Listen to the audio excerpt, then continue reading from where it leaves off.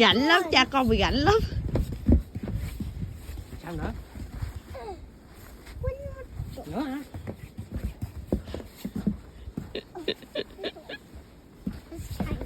Rồi được chưa? Rồi làm sao? Mình build it all. Làm sao? Chỉ đó đi đây.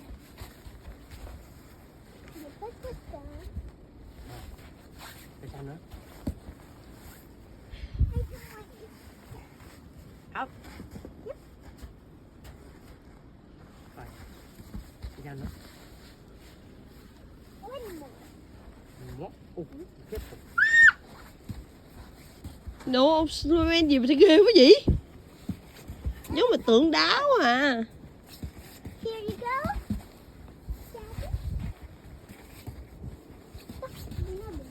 Cái này là Blue Mountain. Trời trời trời trời trời. That's a big one. Right here. Rồi, đúng chưa? One more. Nữa. Thôi hết được rồi. Hết được rồi con.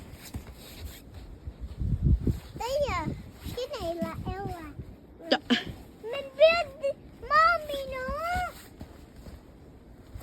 Kìa thì kìa có em trong bụng đó. Nè mami nè, em nè. Không. Cái bụng mẹ nè. Không. Mình đưa Ella trước. Cái này là bự cho bá là daddy. Bự chà bá là của daddy à? Còn cái này cũng là. Rồi sao mày?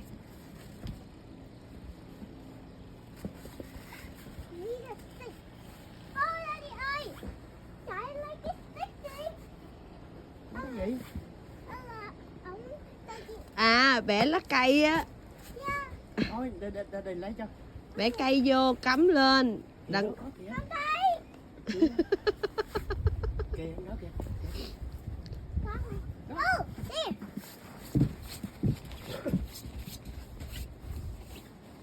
Tôi mệt quá đi thôi á.